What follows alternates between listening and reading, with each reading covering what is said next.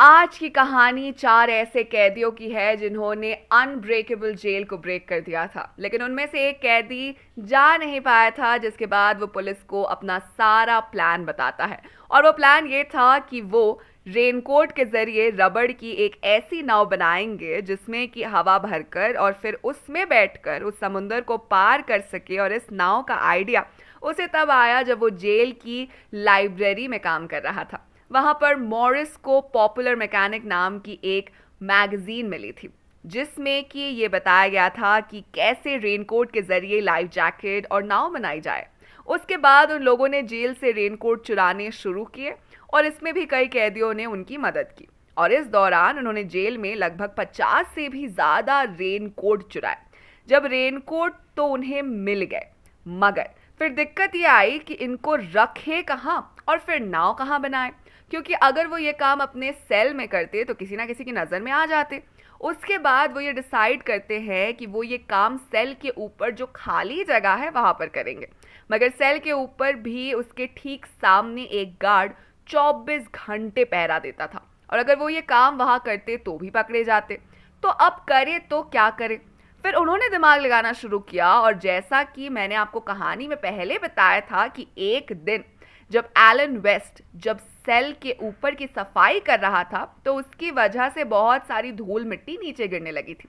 दरअसल Elon waste जानबूझकर वो मिट्टी ऊपर से नीचे गिरा रहा था ताकि उसे वहां पर पर्दा लगाने की इजाजत मिल जाए।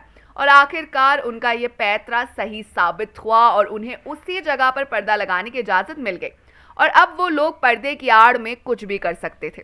जब ऊपर की प्रॉब्लम सॉल्व हो गई तो उन्हें याद आया कि ऊपर तो हम पर्दे की आड़ में बच जाएंगे, पर तब क्या होगा जब हम नीचे से ऊपर जाएंगे? यहाँ आकर वो फिर फंस गए, क्योंकि जेल में 24 घंटे पहरा दिया जाता है। और अगर उनमें से कोई भी अपने सेल से गायब होता तो वहां के गार्ड को तुरंत पता चल जाता। तब जाकर उन्होंने अपना मास्टर स्ट्रोक खेला। उन्होंने क्या किया कि साबुन, टूथपेस्ट, टॉयलेट पेपर और धूल मिट्टी को एक साथ मिलाकर एक नकली सर बनाया और फिर उसको अपने चेहरे के मिलती जुलती एक शक्ल दी। और उसके बाद जो कैदी जेल में पेंटिंग करते थे उनसे स्किन कलर का पेंट लेकर उस पुतले पर अपने अपने स्किन कलर जैसे पेंट भी कर दिया। अब जो एक और जरूरी काम रह गया था वो था उस पुतले पर बाल लगाना। तो उसके लिए भी उन्होंने ज़्यादा मशक्कत नहीं करनी पड़ी, क्योंकि जो क्लैरेंस एंगलिन था वो कैदियों के बाल काटता था, इसीलिए वो वहां से असली बाल चुरा कर लाता और फिर वो सभी उस बाल को पुतले के सर पर चिपका देते थे। अब हर रोज रात को जेल की बत्ती बुझाई जाती तो फ्रैंक मॉरिस एंगलिन भाइयों और एलन वेस्ट अपने अपने सर का पुतला बिस्तर पर रख देते और नीचे से चादर और तौलिए के जरिए एक बॉडी शेप बनाकर अपने उससे उस कंबल से ढक देते।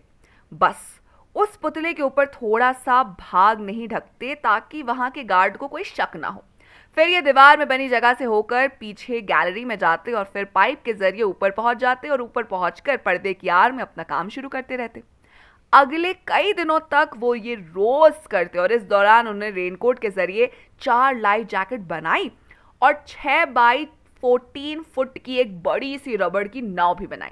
नाव बनाने के लिए उन्होंने कई रेनकोट को काट कर सुई से सिला और फिर वही स्टीम पाई थी, तो उस गर्म पाइप के जरिए नाव के जोड़ों को सील भी कर दिया ताकि कहीं से भी हवा उसके अंदर से बाहर ना निकल सके। इसके अलावा उन्होंने जेल से कुछ लकड़ियां चुराकर उससे पटवारे भी बना ली और रोज वो छत पर लगी वेंटिलेशन में लगे ग्रिल के बोल्ट को भी दिला करते। दिसंबर 1961 में उन्होंने अपने प्लान को अंजाम देना शुरू किया था और जून 1962 आते आते उन्होंने अपना काम पूरा कर लिया था। इन 6 महीनों में उन्होंने दीवार में छेद किया, अपने चेहरे का पुतला बनाया, लाइफ जैकेट बनाई और एक बड़ी सी नाव भी बनाई।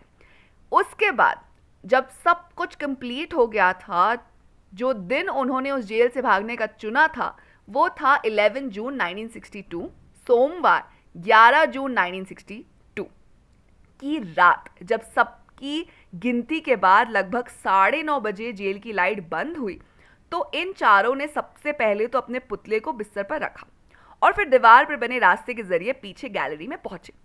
मगर जो एलन वेस्ट था उसने अपनी दीवार की खिड़की को सीमेंट से सील किया। वो सख्त हो गया था और गलती से उसने उस सख्त करने के लिए कुछ ज़्यादा ही सीमेंट इस्तेमाल कर लिया था, मगर फिर भी वो किसी तरह उसे हटाने में लगा हुआ था और उस दीवार के पीछे से इंग्लैंड भाई भी उसको हटाने में उसकी मदद कर रहे थे। पर वक्त धीरे धीरे गुजर रहा था, इसीलिए वो तीनों एलन से कहते हैं कि इतने हम बाकी की तैयारी करते हैं उतने तुम ये खिड़की हटाकर ऊपर आ जाना। इसके बाद फ्रैंक मॉरिस और एंगलिन भाई पाइप से ऊपर चले गए और फिर छत की वेंटिलेशन की ग्रिल को हटाया और ऊपर छत पर आ गए।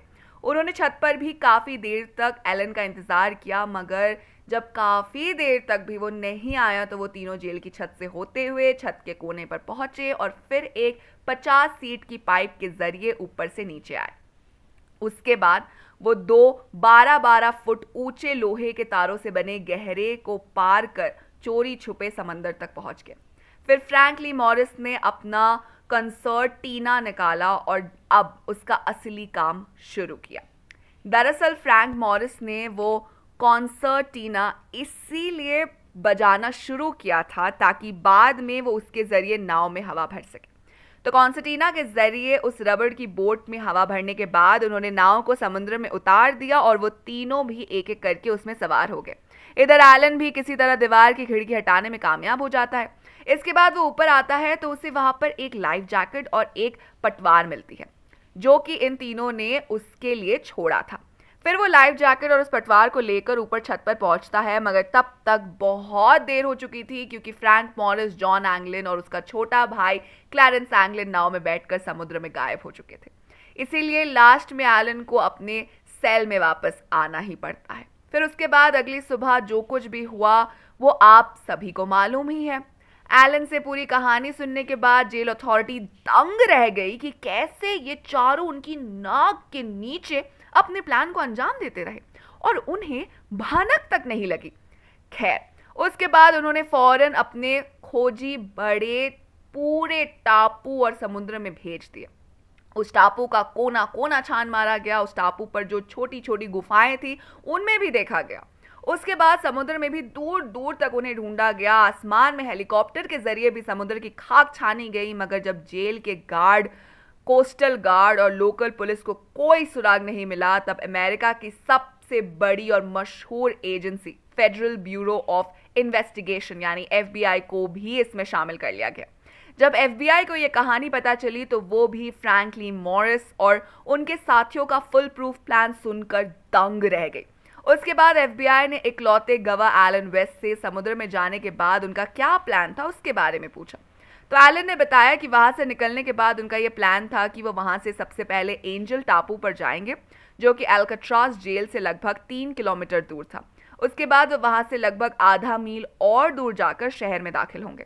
फिर वहां से एक कार और अपने लिए कपड़े चुराएंगे और हमेशा के लिए ये देश छोड़कर भाग जाएंगे। एलन की ये बात सुनने के बाद FBI ने भी अब पूरे जोरों शोरों से तीनों कैदियों की तलाश शुरू कर दी। उन्होंने पूरा एंजल टापू कंगाल मारा, लेकिन उन्हें भी वहां कोई सुराग नहीं मिला। देखते ही देखते ये बात पूरे अमेरिका में फैल गई और उस खबर ने पूरे अमेरिका में भूचाल ला दिया, क्योंकि एक ऐसा जेल जिसे कि कहा जाता है कि कोई तोड़ नहीं सकता और जिस अल्काट्राज जेल को अमेरिका एस्केप प्रूफ कहता था, उसी जेल को तोड़कर 3 कैदी फरार हो चुके थे, जो कि बहुत ही शर्म की बात थी। अब FBI उन्हें पकड़ पाती है या नहीं, ये हम आपको अगले वीडियो में बताएंगे। तब तक आप हमें बताइए कि आप भोला के लिए कितने एक्साइटेड हैं। साथ ही अगर आपको वीडियो पसंद आई हो तो इसे लाइक कीजिए, दोस्तों के साथ शेयर कीजिए और फिल्मी दुनिया से जुड़े रहने के लिए सब्सक्राइब कीजिए हमारे चैनल जिसका नाम है पॉलीग्राफ स्टूडियोज।